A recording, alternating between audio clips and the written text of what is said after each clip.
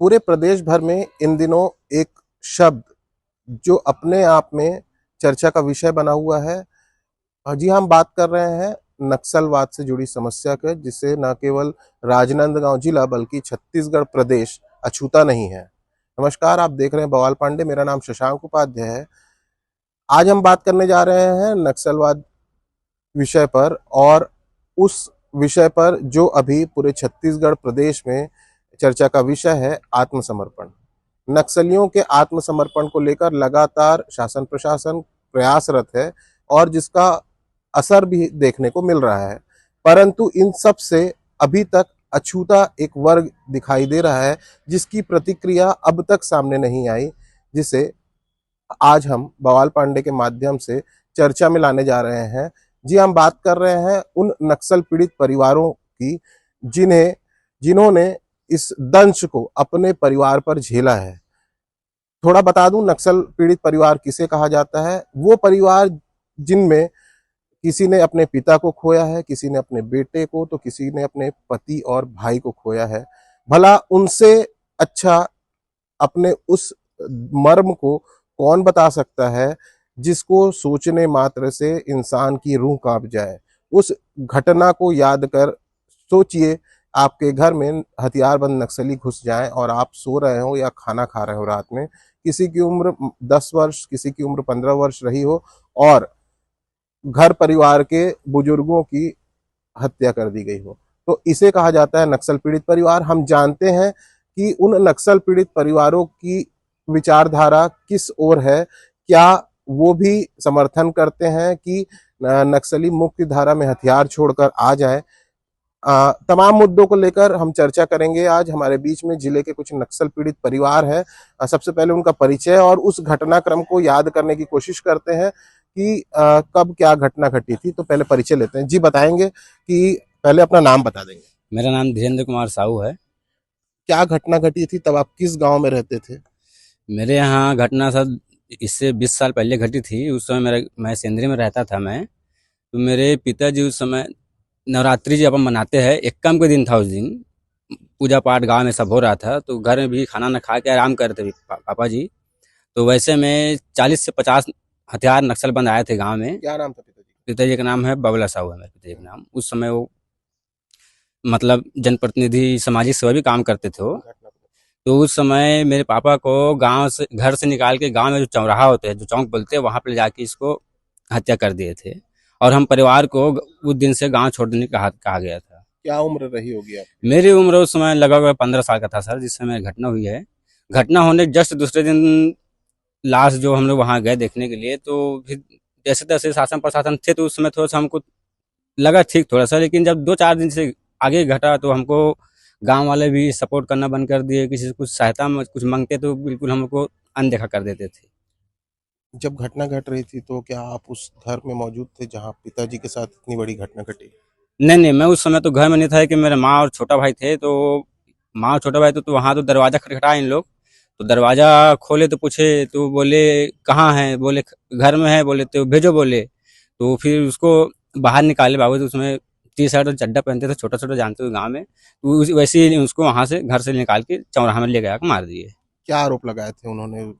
उसमें ये आरोप लगाया था कि आप सलवा जुर्म जो है उसको आप चला रहे हो, नक्सलवाद खत्म करने के लिए आप सलवा जुर्म के लिए आप समर्थन मांग ले पब्लिक से, तो हम सलवा जुर्म जो हम आगे नहीं बढ़ने देंगे, हम तुमको मार रहे बोल के।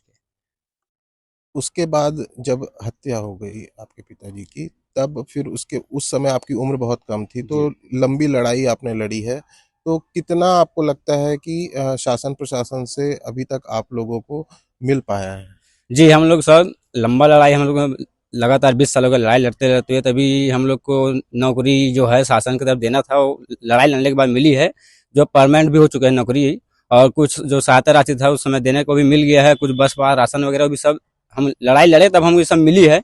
हम चाहते हैं कि जैसे कुछ कुछ जो और जो बचे है वो भी मतलब भी कार्यवाही जारी है उसमें। अच्छा, तो आपको क्या इसमें लाभ मिला है? मेरे अभी उसमें सर मेरे यहाँ मम्मी को नौकरी मिली है शासन की तरफ से, और 1 लाख सहायता राशि उसमें मिली थी, और मेरे को स्वरोजगार के लिए दुकान भी दिया गया है, और राशन कार्ड भी दिया है, और वो बच्चे को मेरे को एक केंद्रीय विद्यालय में एडमिशन दिया है शासन। आमतौर पे बात की जाए कि गुस्सा जब आता है, जी। किसी ने एक झापड़ मार दिया तो मन करता है उसको वापस झापड़ मार दिया जाए। तो क्या हथियारबंद नक्सलियों के द्वारा जब आपके पिताजी की हत्या की गई, तो आपके मन में नहीं आया कि मैं भी हथियार उठा लूं? जी, जी, मेरे तो पूरा मन में आ गया सर कि मैं भी क्योंकि पता है कि शासन प्रशासन तो उसको तो मारेंगे नहीं, तो हम उसको मारेंगे बोल के। लेकिन मैं फिर धीरे-धीरे सोचा हथियार उठाऊँगा, मारूँगा, मरूँगा, ये कब तक चलेगा? मैं सोचा ऐसे में नहीं होगा। अगर हमको न्याय पाना है, अपना हक पाना है तो हमको एक अहिंसा विधि जो है हम लोकतांत्रिक जो संविधान है उसके हिसाब से चलना चाहिए। हम उस हिसाब से चले और आज हमारे जो परिवार है थोड़ा-सी स्थिति अभी सही चल रहा है अभी। अभी शासन प्रशासन, चाहे प्रदेश सरकार हो, चाहे केंद्र सरकार हो, चाहे प्रशासन हो, नक्सलियों से कह रहा है कि आप भी आत्मसमर्पण कर दें। आपने उस दंश को झेला है और उस वर्ग को आत्मसमर्पण करने के लिए कहा जा रहा है, तो आप इसको किस तरह से देखते हैं? जी, जी। अगर शासन और पीड़ित परिवार भी चाहते हैं कि खून खराबा ना हो, क्योंकि हम भी एक भाई जैसे ही है। अभी आप सुने होंगे एक तरफ एक भाई को पुलिस के आरोप में मारा है, एक तरफ माओवादी के आरोप में मारा। एक ही भाई है दोनों, एक पुलिस में एक माओवादी के आरोप में मारा गया है। तो ऐसे हो रहा है यहाँ ज्यादातर। तो हम चाहते ना हो, और जो हाँ शासन चाह रहे हैं, पत्रकार बहुत बड़े जो जुरी है वो सब चाह रहे हैं कि नक्सलवाद को सरेंडर कर देना चाहिए, अब अहिंसा का रास्ता अपनाना चाहिए। हम भी चाहते हैं कि अहिंसा का रास्ता अपनाए, जैसे हम लड़ाई लड़ रहे हैं वैसे वो भी लड़े, संविधान में रह के लड़े, खून खराबा ना करे। हम भी वही चाहते हैं। तो क्या अगर वो मुख्य धारा में आते हैं, तो आप लोग जितने आपके साथ घटना घटी है, उनको भूल कर समाज में रहने देंगे? अब उसमें क्या है सर, हम तो दंश झेल चुके हैं सर। अब हम नहीं चाहते कि फिर हमारी पीढ़ी ऐसे दंश दोबारा से देखे या झेले। तो हम उसका शासन और जो परिवार है तालमेल तो बैठेगा ही सर थोड़ा बहुत। अगर चाहता है कि हाँ सरेंडर करेंगे, माफी मांगेंगे, हम अब दोबारा ऐसा अहिंसा रास्ता नहीं अपनाएंगे, तो हम भी उसमें समर्थन है शासन की तरफ से भी।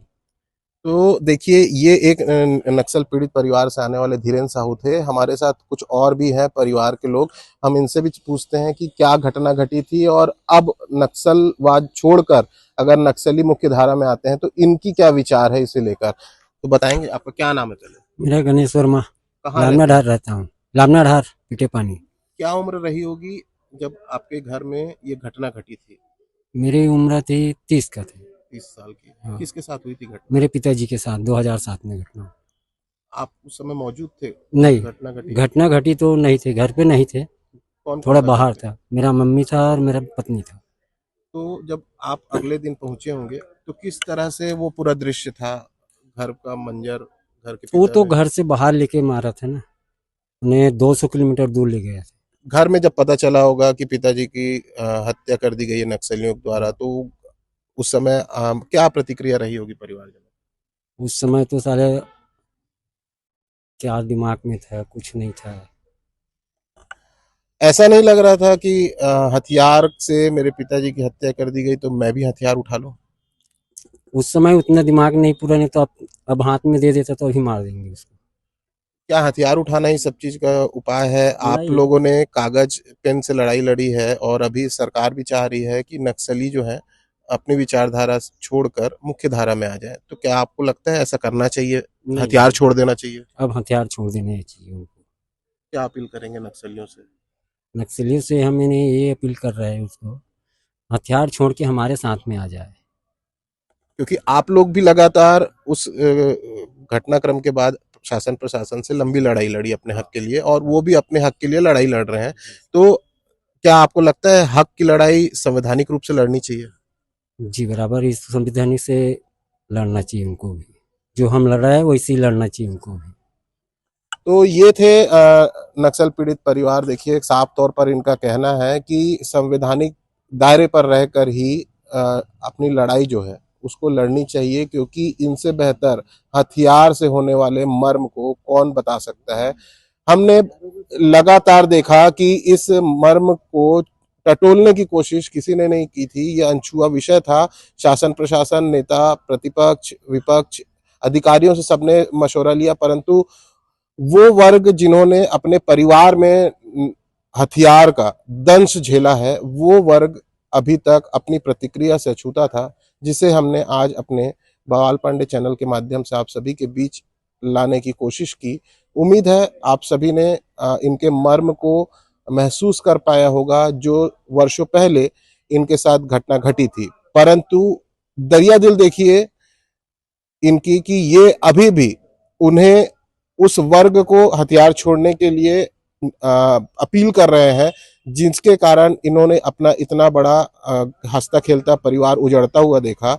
और ये अपील कर रहे हैं कि आप आइए और मुख्य धारा में जुड़िए और जो भी आपकी हक की लड़ाई है उसे संवैधानिक रूप से लड़े, न कि हथियार किसी प्रश्न का उपाय होता है, उत्तर होता है।